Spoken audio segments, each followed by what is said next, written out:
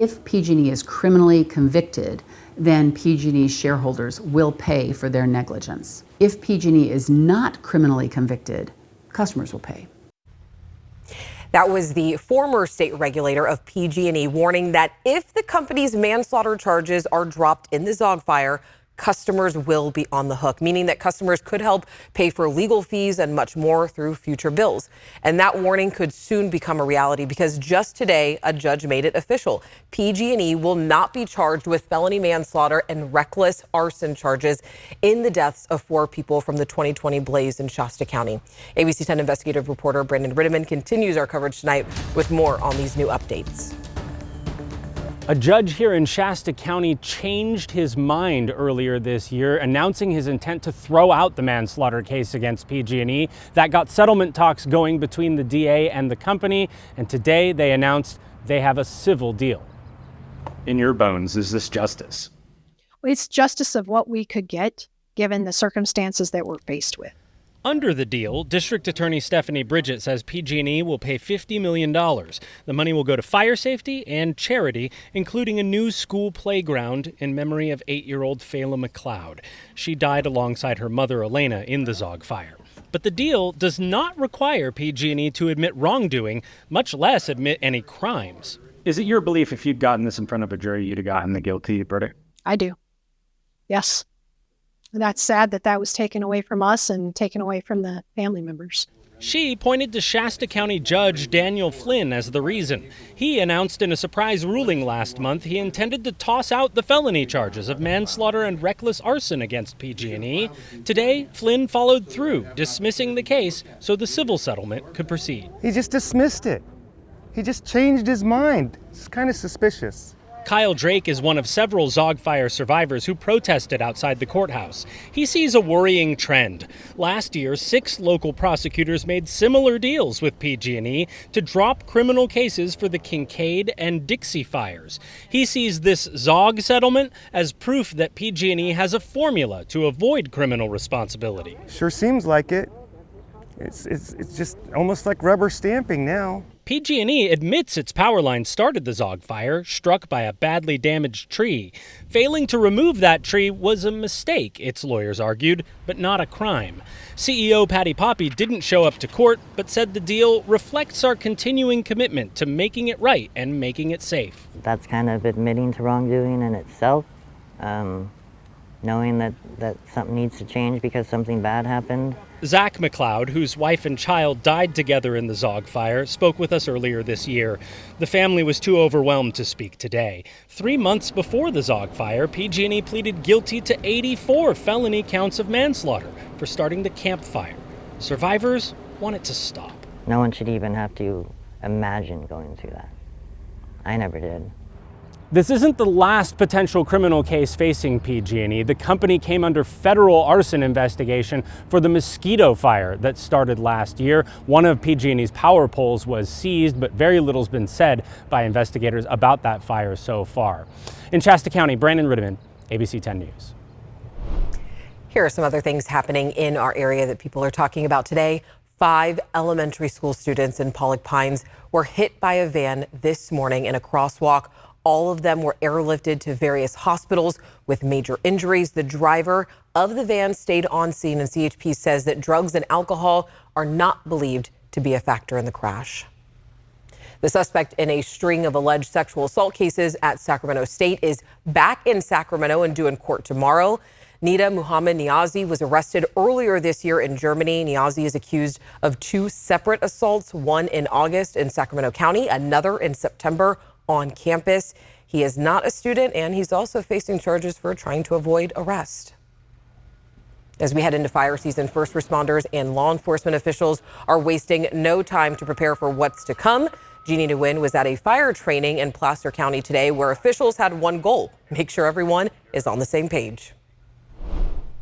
Now, this is an all-day training at the Placer County Emergency Operations. More than 100 people here are participating from various law enforcement agencies, first responders, and even PG&E have representatives here as well. Now, the point of today's training is to make sure all parties are prepared when a major event happens with the goal of keeping people and property safe. mind patrol for a second. I'm on my way to the command post. During the height of fire season, this would normally be a chaotic situation. But today, it's all about focusing on communication amongst law enforcement, first responders, and other government officials. Reinforce and build our system of emergency management and emergency mitigation as a team. CAL FIRE, Placer County Sheriff's Office, Placer County Fire, and Roseville Police were some of the agencies at the training today. The focus was to make sure each agency had not only the necessary resources to respond to a critical event, but also know who to call out to for help. Extremely important that we come together, have a unified command, that we're messaging the same, and all the decisions aren't being made in a vacuum. Also at today's training, representatives from PG&E actively engaging with law enforcement and first responders. The utilities company's power lines have been responsible for causing multiple fires in Northern California over the past few years. We teach about the hazards of gas and electric, lessons learned from the past experiences, and how to prevent those from happening into the future. PG&E's role during today's training was to be the resource to first responders in the event power and gas lines needed to be turned off. First and foremost is public safety and first responder safety, and when it pertains to our utilities. And so we bring that skill set and ability to be able to de-energize power lines, to shut off gas and things of that nature if that's necessary. And while there's no threat of a wildfire or any other weather-related incident today, officials hope all of this coordination, communication, and teamwork will be beneficial when a real emergency is present. Fire officials also say the public can play a big role in keeping themselves safe. Get out early so we can get in and help you. While the focus of today was a lot on weather-related incidents, there was also training on how to respond to incidents relating to civil unrest. 20 small businesses in the Northgate corridor of Sacramento were each granted thousands of dollars today as part of the revitalization effort to bring more businesses to the area. And that's thanks to the Accesso grant program through the Sacramento Hispanic Chamber of Commerce.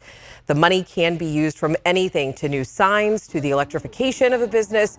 And community leaders say that this impact goes far. Our small business owners, they're investing their personal money here on the Northgate corridor. We want this area in our neighborhood to be a place that people go and visit. And that's why these small businesses were chosen, because they see that vision. The Accesso program is funded by special federal funds from the pandemic and through Sacramento County. And talking about free money, starting tomorrow, low-income homeowners in the city of Sacramento can get up to $15,000 for critical home repairs. It's part of a new program called the Justice for Neighbors Emergency Home Repair Program. Becca Habegger shows us how it works and also who's eligible. Earlier this month, Sacramento City Council members approved a pool of about $500,000 for the Justice for Neighbors Emergency Home Repair Program. Households can get a one-time grant of up to $15,000 to make repairs that keep their home safe and habitable. The goal is to stop problems from becoming bigger. There's a hole in the roof that would cost you $8,000 to repair.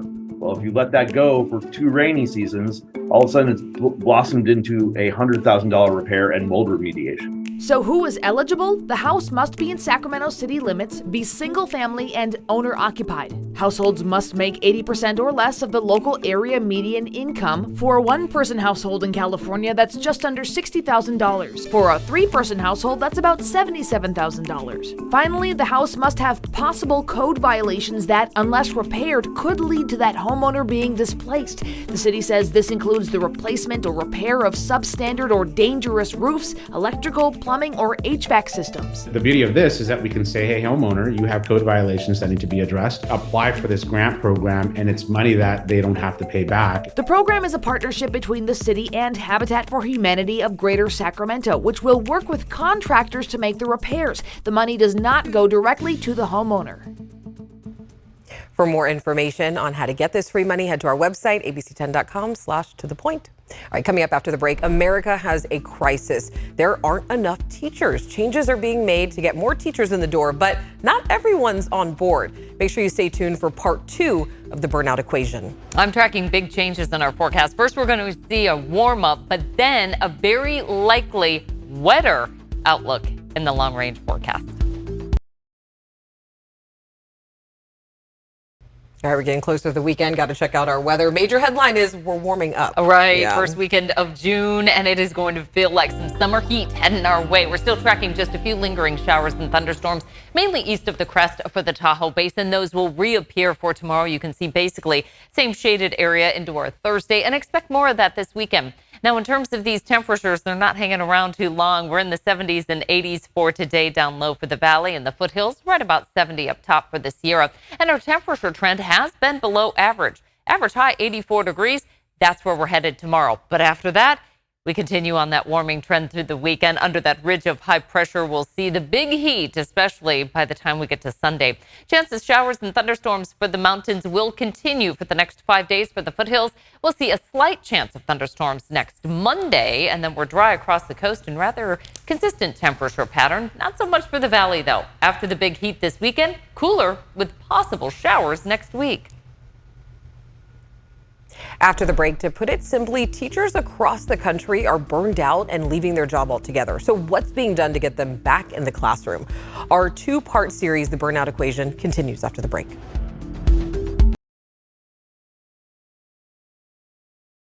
Last night, the Verified team took you inside classrooms around the country to hear from teachers who say that they're burned out, fed up, and hanging on by a thread. So tonight in part two, we look at what's being done to get more teachers in the classroom.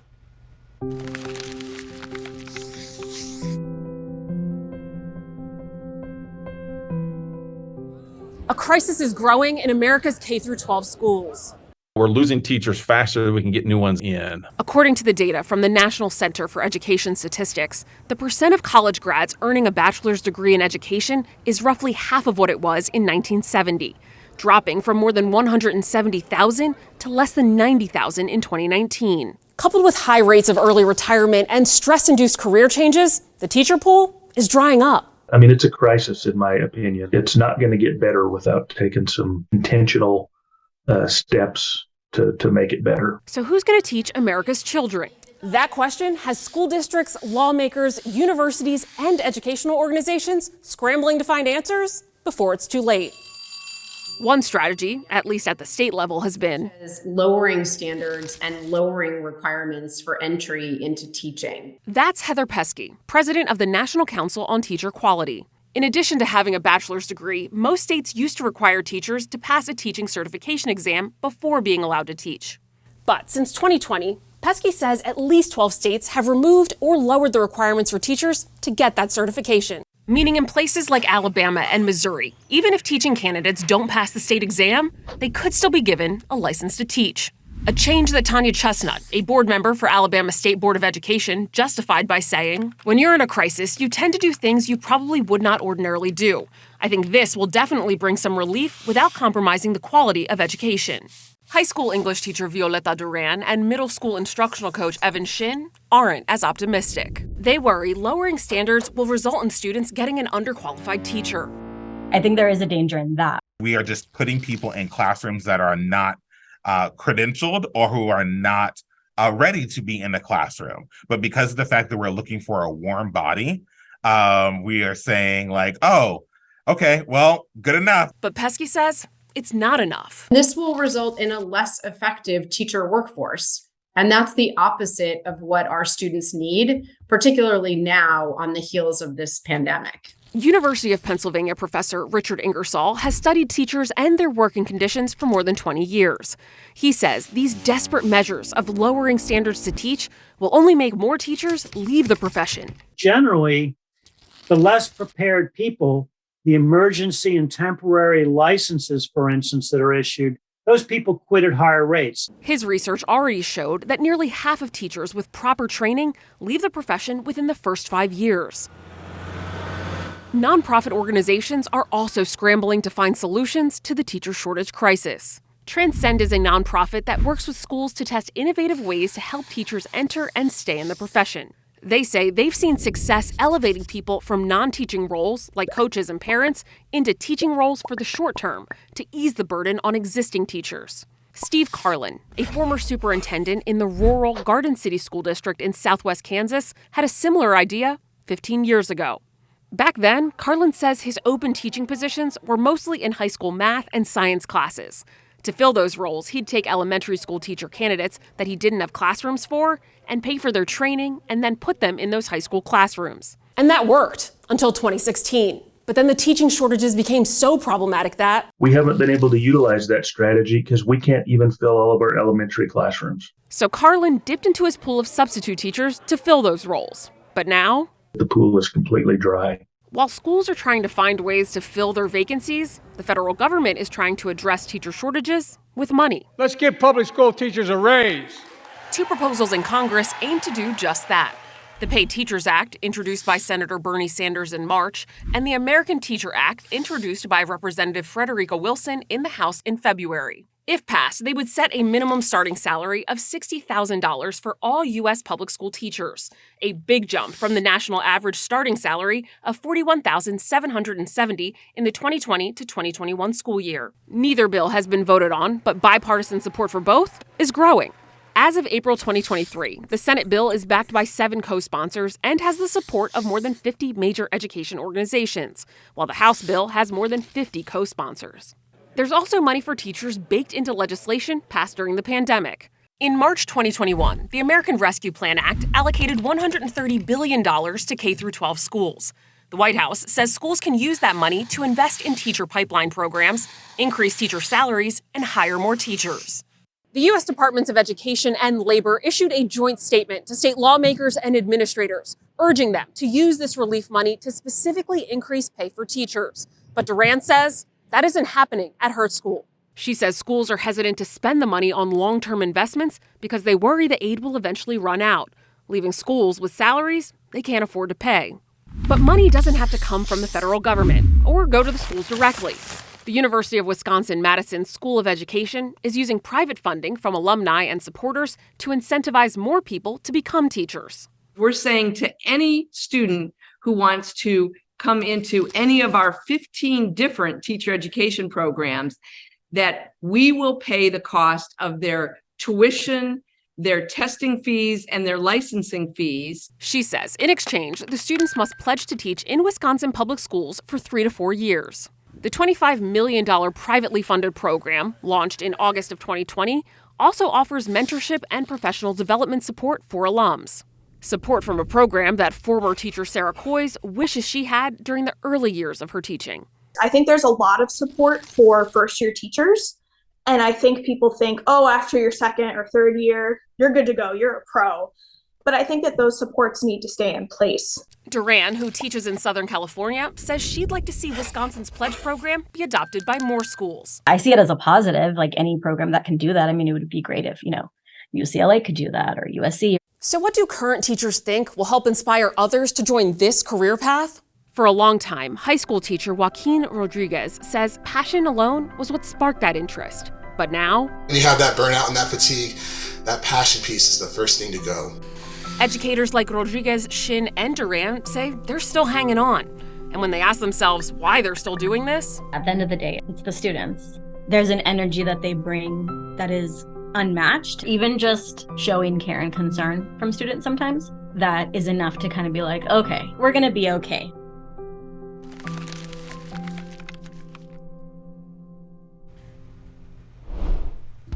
After the break, to poison or not to poison? That's the question up in South Lake Tahoe right now. The debate on how to control a major threat to the lake.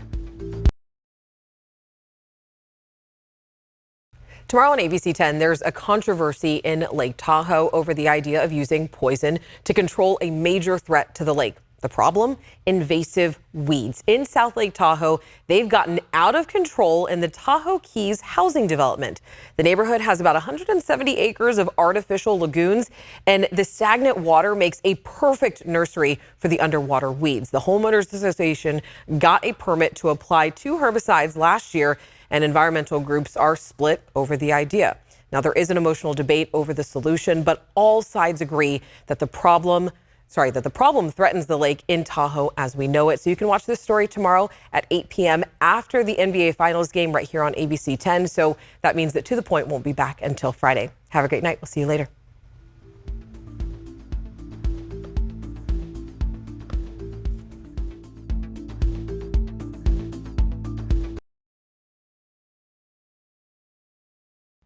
Hey, it's Alex. Just wanted to say thank you so much for watching. I really love hearing from everyone, and I hope that you'll stay in touch.